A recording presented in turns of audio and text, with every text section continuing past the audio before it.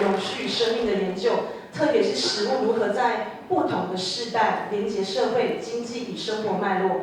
我们用我们最热烈的掌声欢迎我们的钟博士。好，谢谢张主任主持人的介绍。首先谢谢那个纯实行动联盟哈，今天给我们安排这么好的活动，让我们大家有机会来跟大家分享一下。那刚刚听了我们的前同仁何美香博士还有易志轩这个永续长廖佩琪小姐的介绍，都非常精彩，而且内容也非常丰富。那因为我们今天的时间比较有限哈，那我们每个人大概有5分钟的时间，简短的先介绍一下我们想要谈的主题，然后也许我们在晚一点的时候再跟各位座谈一下，看看有什么 Q&A 的部分。好，投影片一下，可以开始。好，今天那个我讲的题目哈，因为今年是量子力学就是发展的100周年纪念啊，今天就叫做国际量子年，所以呢，我稍微借用了一下这个最近比较夯的叫做量子纠缠啊，就是气候暖化与动物权益的量子纠缠。那其实呢，子标题就是气候危机与畜牧业的明显性的一些关联性啊。那这边我们可以看到，就是说，这个是这个畜牧业巨大的阴影啊，这是联合国粮农组织在2008年发表的一个报告。那这个呢是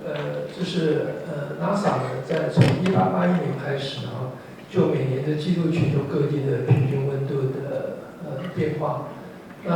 我们这个影片的题目在这里呢，其实可以看到，现在整个地球，尤其是北半球，绝大部分都是红彤彤的一片啊。那也就是红色的地方，就是超过我们平均温度2度的地方。所以呢，其实这整个这个地球的环境，我想大家都很知道。每年去年2024年，又是地球最热的一年啊，就是我们有记录气候记录以来。那我们知道，回顾到2023的时候，2022，当时呢，我们也发现到那时候的年份也是当时最热的一年啊，所以现在几乎每年都在创纪录啊。那这个跟动物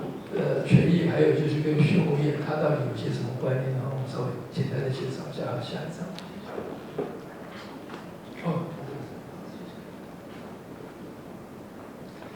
好，这个呢是其实大家可能很多人看过哈，这个其实是在从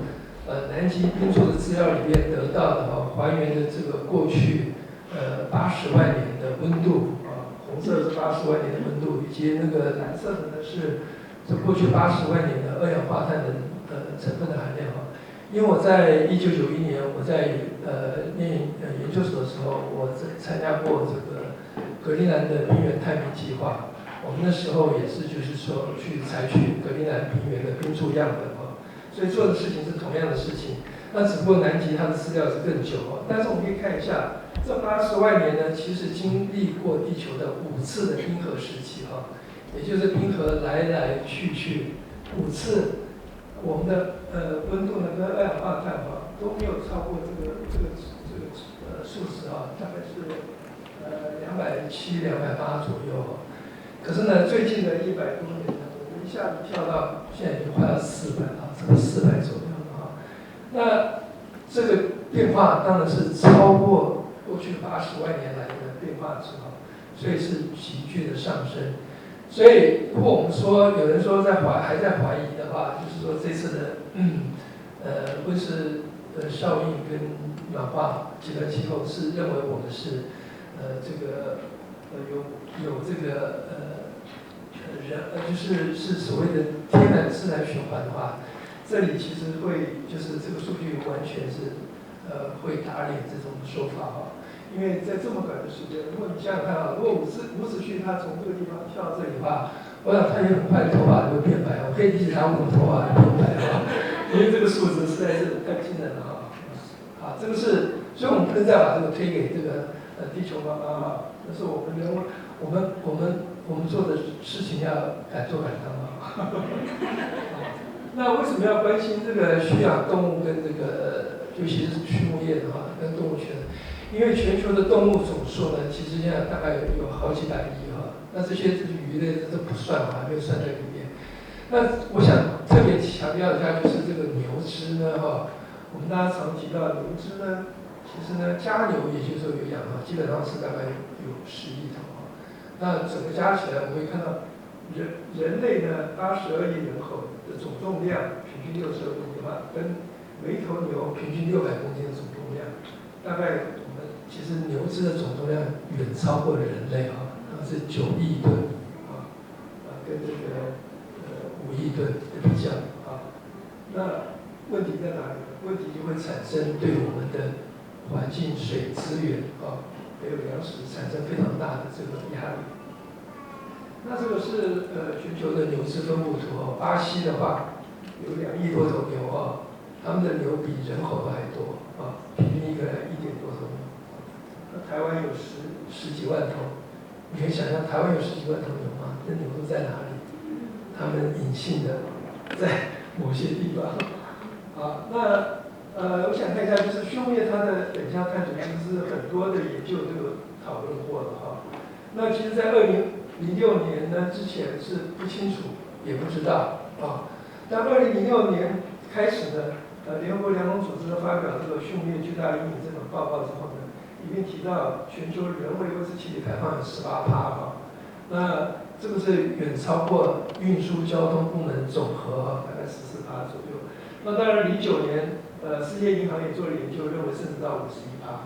那在这个呢，我们总结的来说从2016年、2018年牛津大学这些报告，2019年 IPCC 就是联合国气候变迁小组的报告来说，原则上呢，就是都在大概20%左右那所以呢，如果说甚至呢，在这个植物生产的过程中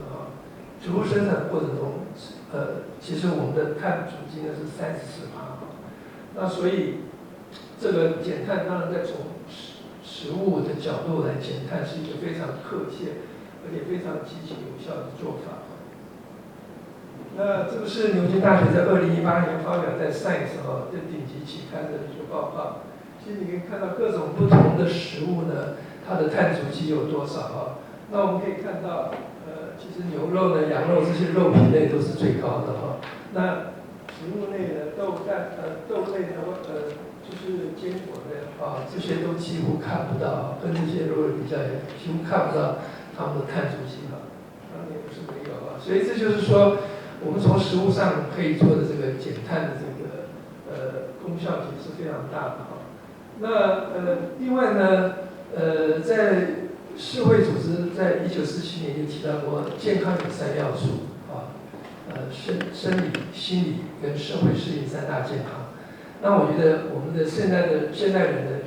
心理健康常常出了一个问题，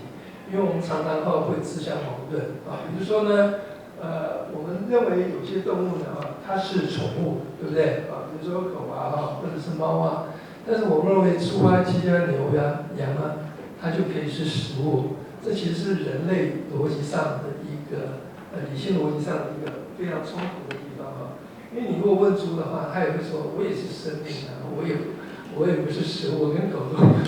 狗、猫咪都是一样的，对不对？所以呢，再从这个角度来看的话，其实如果我们在心理上要达到一个平衡的话，不要自相矛盾冲突的话，其实对所有的这些生命形态都应该是一视同仁如果你关心加沙这个走廊的人道危机，对不对？那我相信同理，你应该也会关心这个工厂化养殖下所有这些动物权的危机，他们的生活其实跟难民是没什么两样那甚至很多像是猪牛鸡它终其一生都被关在一个非常拥挤的环境下。你像这些猪，它甚至这辈子连转身的机会都没有这些你可以看得到。所以其实我们人类在食物的选择上，其实对于我们自己的心理的健康呢，也有很大的问题好，最后呢，我想做很多事情都是要靠观念的改变农业台这个基金会他们说改变世界靠观念。同样的，我简单的说呢，其实我们只要很简单的放下口中的那块肉呢，我们其实不但解救了动物朋友，解救也让我们自己的心也达到平衡，也解救了地球母亲也解救了我们自己和下一代谢谢。